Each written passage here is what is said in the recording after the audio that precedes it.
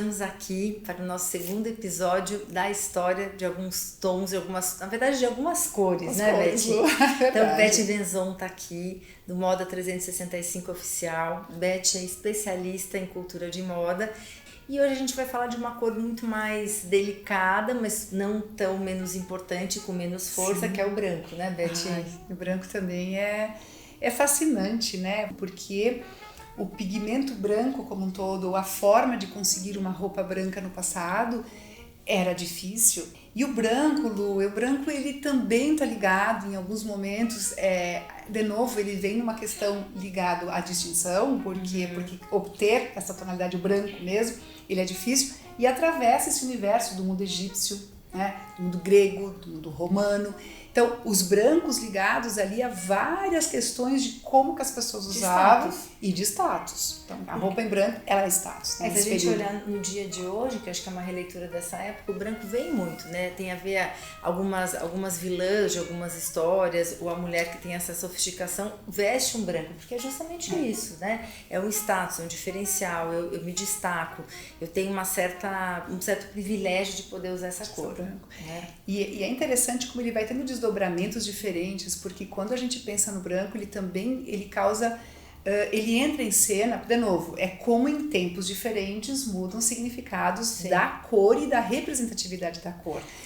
E aí tem esse período que a gente vai ver em que o branco, ele faz também um renascimento, é aquela coisa assim de quase ter uma página em branco para poder escrever ou reescrever a história. Como sabe? A gente teve agora um recomeço. O recomeço que foi a Vogue Itália, que fez uma capa toda branca. Sim, né? Em abril. Foi uma releitura dessa época, exatamente. Exatamente. Né? Então, assim, é uma ousadia, mas é algo assim, ó, nossa, é algo como ligado quase que a.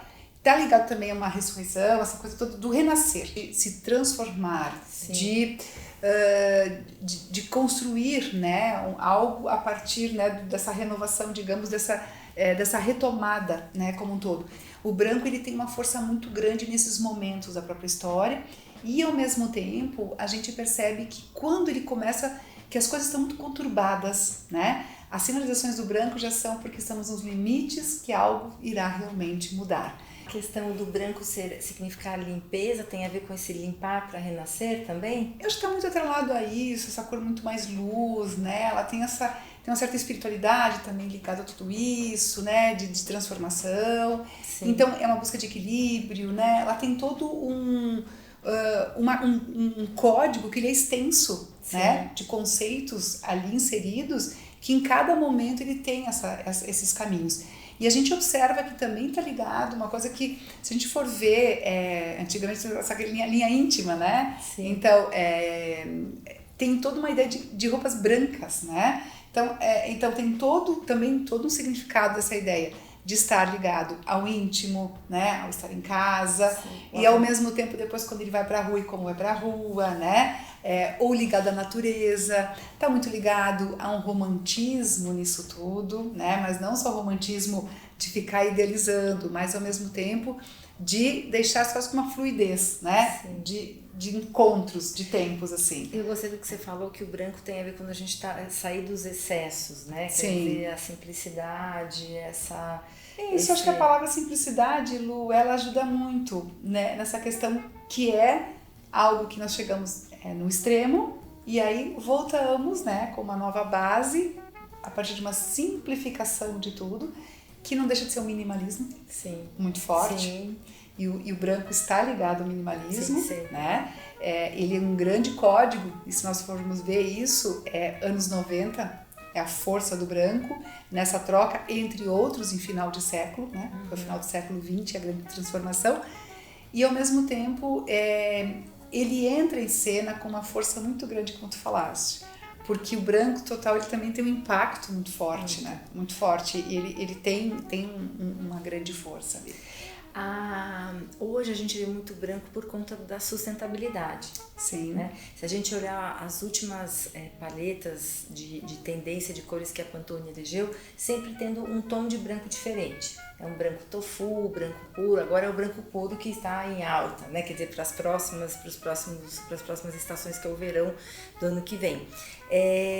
Mas essa história da sustentabilidade traz muita força e o branco assinando embaixo, né? Assinando embaixo. Então eu vejo como, de novo, essas paletas de tons, né, dentro do próprio branco, em tecidos diferentes, sejam eles fluidos ou eles estruturados, né, que também vai te dar uma certa geometrização, e a gente vê nos últimos desfiles algo que vem ao encontro desses dois caminhos, a gente percebe o quanto esse branco, ele também me diz, né, que eu tenho que desenhar novos caminhos, né? Então, que lindo. Eu acho que isso... tudo ela transforma em poesia, gente, deve ficar fácil entender, né? Não, mas e eu acho que quando a gente fala do branco, eu queria também retomar só um assunto dentro da história do branco, que eu acho que todo mundo conhece, mas está ligado também à história da roupa de noiva, né? Do vestido de noiva. Sempre foi branca? Não, e aí que é incrível, né? Porque, na verdade, o branco, ele é do século XIX, e a gente tem o início do branco com a Rainha Vitória, né? O casamento dela, mas tem antecedentes ali que vão dando esse aval. Porque antes não, o vestido de noiva era o vestido com o tecido mais incrível, com a cor mais incrível, era o melhor vestido, né? Que a pessoa poderia ter. Mas que também é outra história, essa questão, né, do casamento, já tem os desdobramentos de cores, mas o branco é no século XIX. Então ele entra a partir daí com uma força muito grande também, né, desse ritual, porque é um rito de passagem. Sim. Então a gente nota como o branco, ele está muito interligado a vários e vários fatores, mas ele tem uma força grande. No século XXI a gente já teve 2 grandes momentos de uso do branco, né? Então ele vem nesse renovar-se, foi o início do século XXI, e agora novamente essa força do branco. Então assim, tem muita questão do branco realmente estar ligado ao mundo minimalista, ao mundo romântico, ao mundo da transformação, ao mundo do renascimento, e ao mesmo tempo os desdobramentos de tonalidades dos brancos, como tu falaste, né?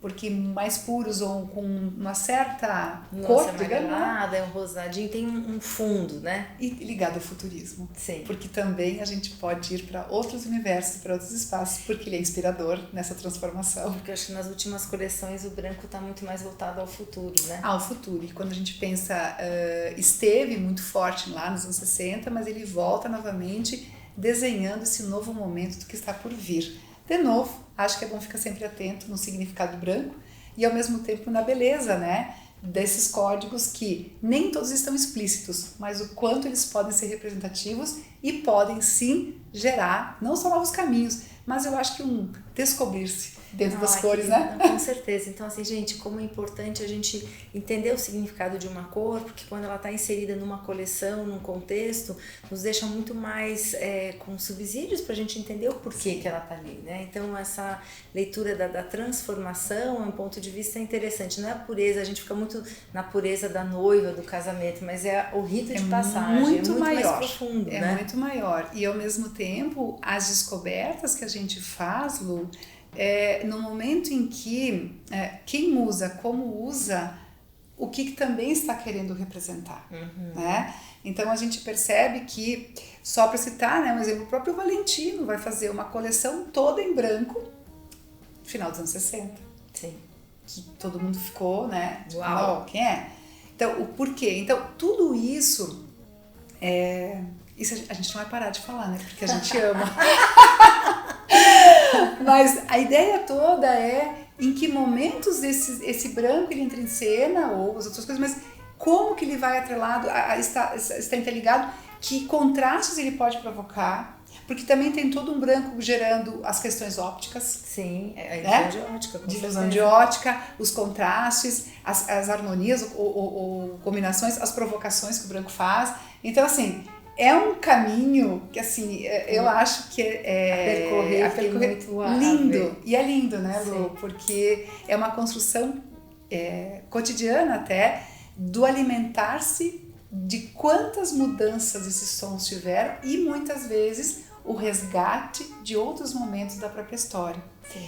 E eu vejo como, se nós falamos, inclusive na moda como um todo, as próprias artes plásticas, né? A própria pintura vai nos trazer caminhos em que eles nos provocam essa ideia de que o branco sobre o branco, né? E muitas vezes ele foi a grande vanguarda dos anos 20.